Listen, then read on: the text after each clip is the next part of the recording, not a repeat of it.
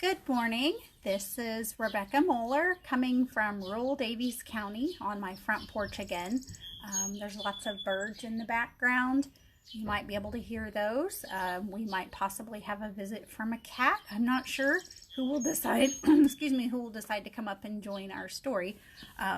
But anyway, this is Rebecca Moeller from the Youth Services Department of Washington Carnegie Public Library. I hope you've all had a good week and have been enjoying some concentrated time home with your families. Comment where you're from. Just leave a comment where you're from below. How many of you know that this week was National Libraries Week? And our theme that was chosen months and months and months ago was Find Your Place at the Library.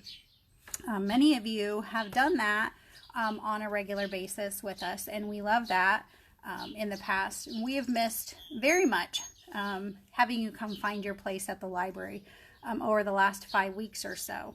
And we're anxious to begin serving you in a larger capacity as soon as that is possible. I'm so thankful for our director, Teresa Heidenreich, and our board of directors who continue to be proactive visionaries and who really do want the very best for our staff, us as staff. They want us to be safe, and they also are anxious to serve. We're anxious to serve our patrons again at the library. Good morning, Rodney. Thanks for watching.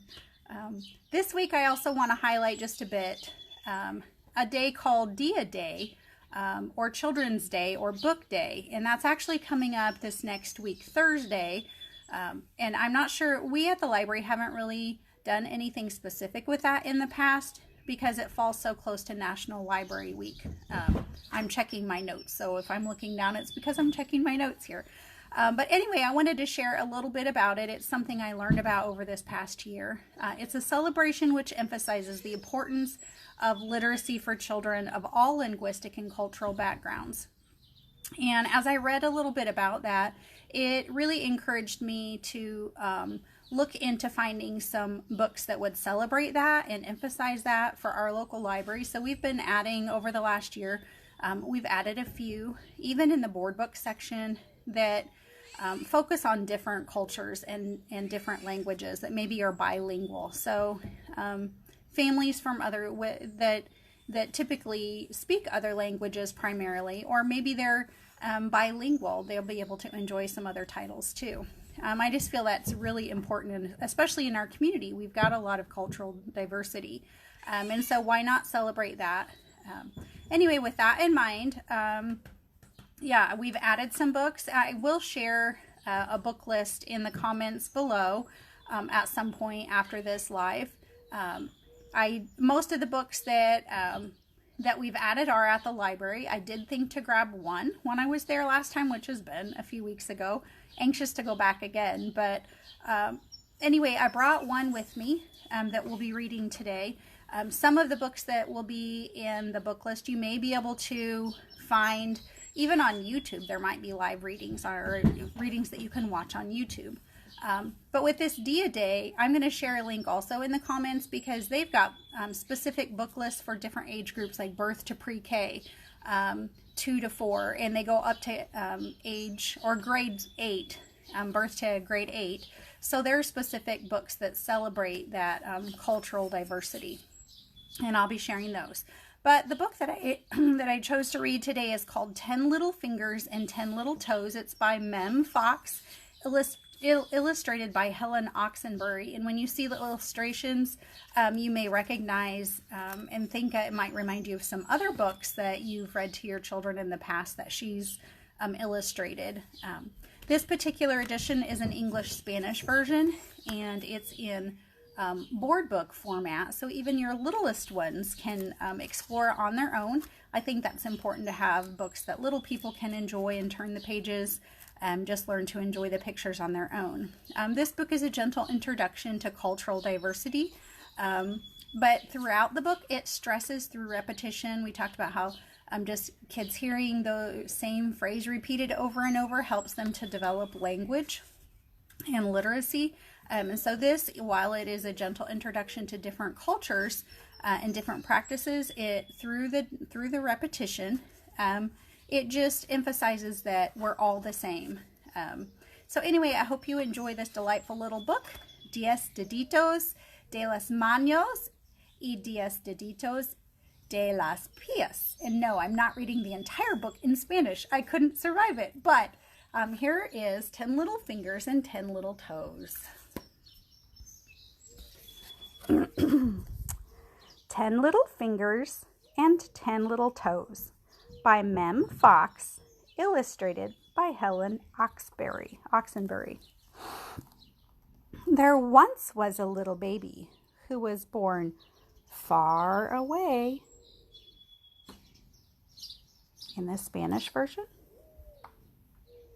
and another one was born on the very same day. And both of these babies, as everyone knows, you see they're different skin tones, different hair color, had 10 little fingers and 10 little toes. There was one little baby who was born in a town, and another who was wrapped in an eiderdown.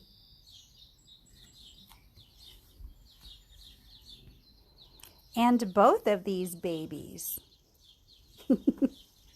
as everyone knows, has 10 little fingers and 10 little toes.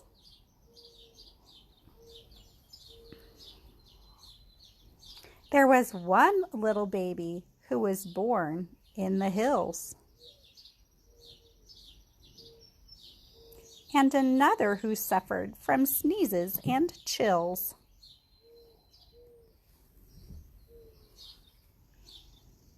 And both of these babies, this one's trying to help.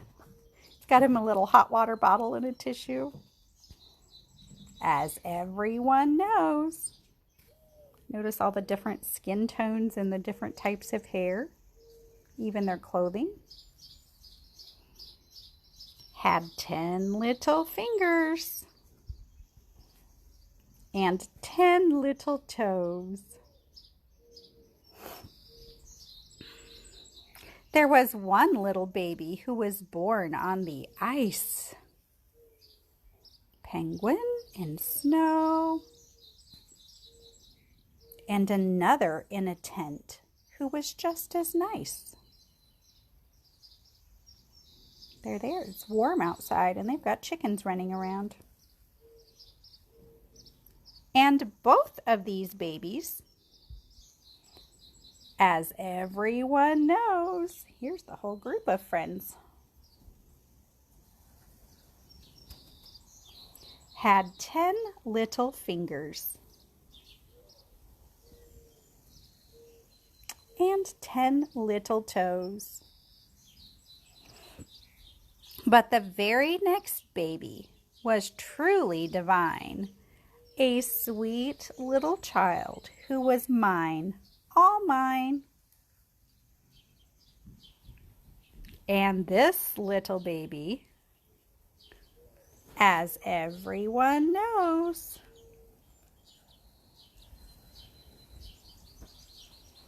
has 10 little fingers and 10 little toes.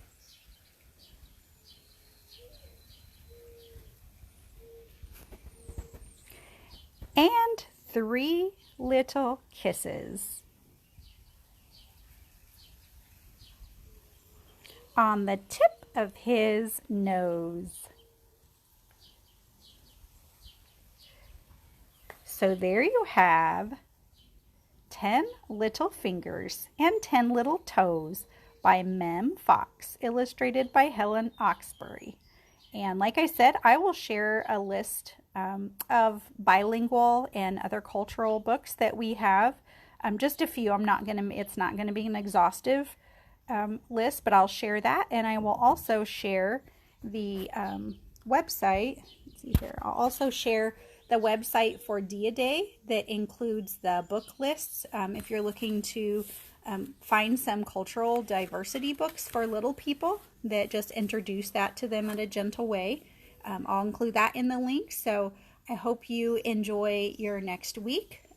It sounds like it's just starting to sprinkle here, so not necessarily a good day for being outside doing a whole lot, but snuggle up on the couch and read some books and just enjoy that family time. Have a good weekend. Bye, everyone.